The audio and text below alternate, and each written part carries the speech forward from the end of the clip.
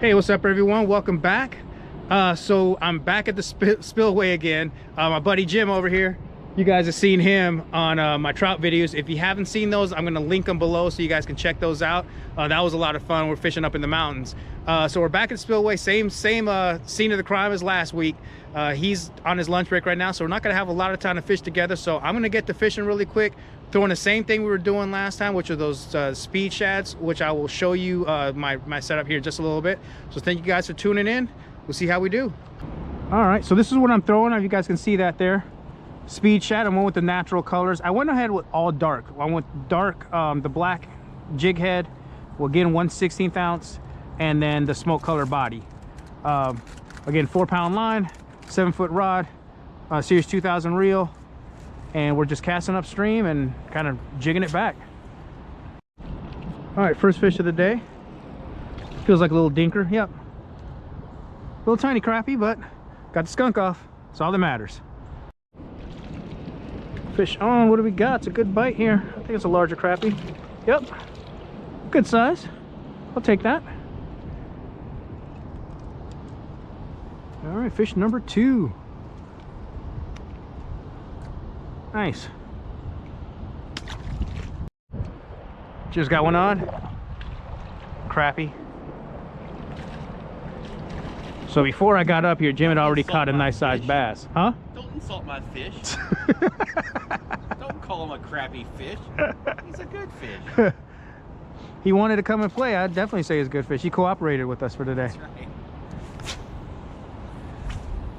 So Jim had already caught a good sized bass before I showed up.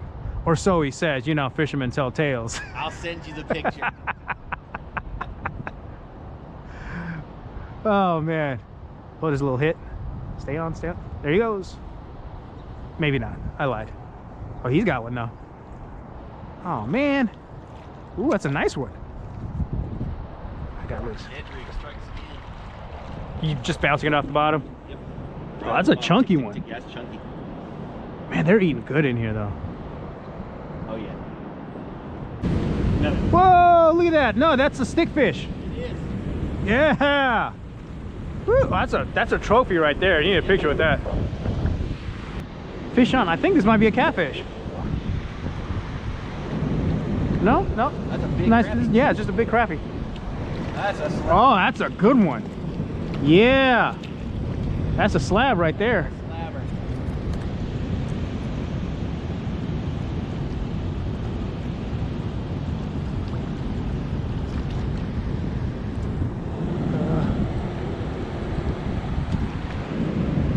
There we go. That's a nice fish. He's picture worthy.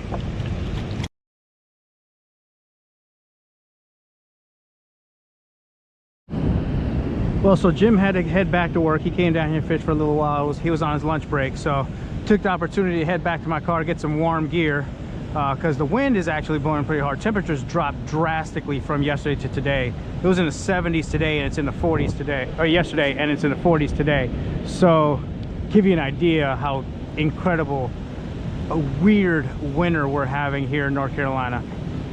But I decided to fish the opposite side. Normally I fish right over there. I decided to come over to this side of the spillway, see how I do here, just different casting angles. But it's still kind of the same pattern, using the same lures. And I'm gonna fish right along these walls and up into the foam up there. And then every once in a while I might cast downstream, see how I do there. But see, I got my gloves on, I got my my rain jacket on. But the nice thing about this is just keeps the wind from cutting through, because the hoodie that I have on just wasn't cutting it. All right, fish on. Oh, we inhaled it right on the edge of that wall there. Not big, but not a dinker. We'll take it. Probably a good 8.5, 9 inches. So not a monster, but something pulling on the line. I'll take it. I moved further downstream, so what's happening here, that water's coming down and it narrows right here. There's a point there and a point here. It's not much, but it's enough where the water narrows and you can see where the foam is flowing really good.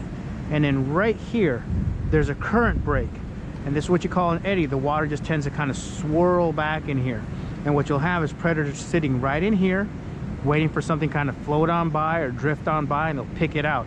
And they don't have to fight the current. They're just sitting right there on the edge of the current waiting for something to come on by. So I'm hoping that, you know, making a few casts right in this little triangle right here, then maybe I'll be able to catch, you know, pick off a few. The bite has not been as good as it was a week ago, but still catching a few fish here and there, and just trying to figure out what they want, what kind of presentation they want right now. But there's bound to be something in here. It's just a matter of, do I need to fish it from the other end and cast upstream and then swim it downstream, or vice versa, or whatever. But we'll give it a shot for a little while here and see how we do. Had to break off my previous jig, so I switched up with the white head and a chartreuse body on the first cast. Got this little guy. Okay. A lot of dinkers today, very small fish. Water's really cold. Okay, fish on. Feels like it's got a little bit more weight to it, but it could just be because I'm fighting the current. Oh, what is this? Catfish?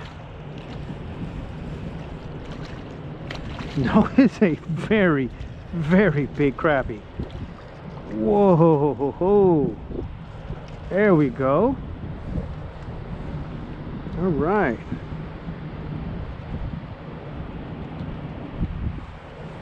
That's a nice fish. That's a very nice fish. All right. 2 casts later, another fish. Moving a lot of water. This could be a good sized fish. Just stay out of those rocks. Oh yeah, another nice sized crappie. That's a good fish.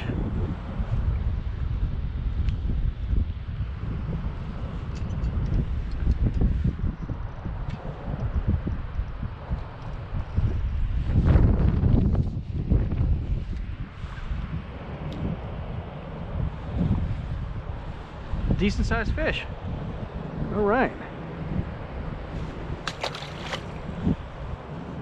Kind of changing up my tactics here, and I think what they're doing is they might be, so this whole area right here is slack water. The current's running over there, and all right here there's not a lot of current, but as it widens up, I think the current seems to cut back over here, and I can see some ripples. Both bites would have been right on the edge of those ripples, and I'm wondering if the fish are just stacking up down there, as opposed to where I initially would have thought down here they might be down there. That's 2 fish on 3 casts. So just trying to get right on the edge of those ripples and then just reeling it back really slowly. And the bites have actually become closer to the rocks. I'm actually too far out to my right. But we're gonna go ahead and fish that water anyway, because why not? Ah, it's a rock. Good bite.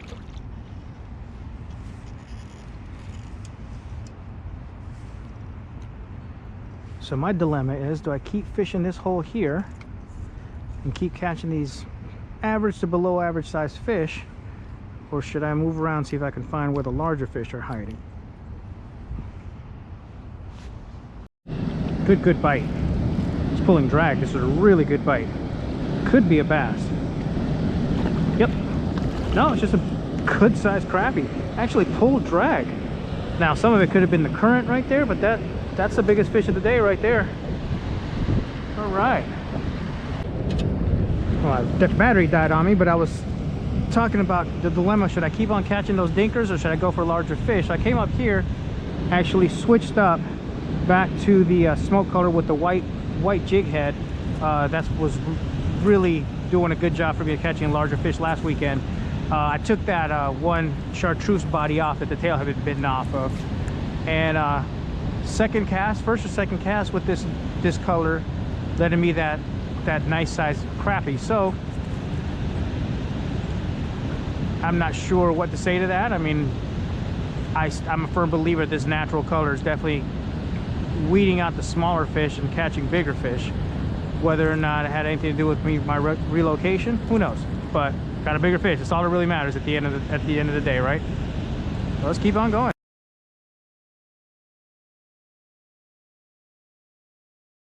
So I want to take the opportunity to come over here to this other side of the dam and show you what we're dealing with here. That's the main part of the lake over here. This is the actual drain. So what's happening here, and I hadn't thought about, Jim brought this up while we were talking, and it's an excellent point. So the surface of the lake, the temperature is going to fluctuate. If it's a cold night, all that temperature, all that heat is going to rise off the surface of the water and cool off, while the deeper portions of the lake are going to stay fairly stable. So the water is getting sucked through the dam, through the drain over here. It's coming from the bottom of the lake, so that's that stable temperature water. So when it comes through and goes on the other side over there, again, you have stable water, stable temperature, so you got a good stable environment. You also have current. Fish always like current. The other thing that this is doing, it's funneling all the food into one small area. They don't have to travel very far. The food's pretty much being brought to them. It gets sucked through the drain and pushed out the other end. All disoriented, sometimes injured, halfway dying. Easy pickings for these fish. So you're going to get a lot of predators that'll stay on the back end of spillways like this. So on the back end of a dam. So if you have a dam, whether it be, this is a rather small lake. We also have larger reservoirs here in North Carolina that spill into, you know, big rivers. This is just a creek that I'm fishing here, but I've had really big success. I've also had success fishing on the larger rivers for the same reason. The fish just sit there and pile up and wait for the bait fish to come to them. Really easy pickings for them. So if you guys have any spillways in your area, or if you have a favorite spillway, comment below. Let me know. You know, what works for you guys there. I fish mostly artificials, but I find a cut bait. You can even, some of those smaller crappie that I've caught, we've used those for bait in the past. Just cut them up, use little fillets, and we catch some really good sized catfish out of here too.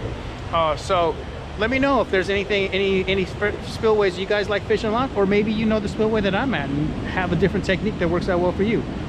Thank you guys for tuning in. We'll see you on the next fishing adventure.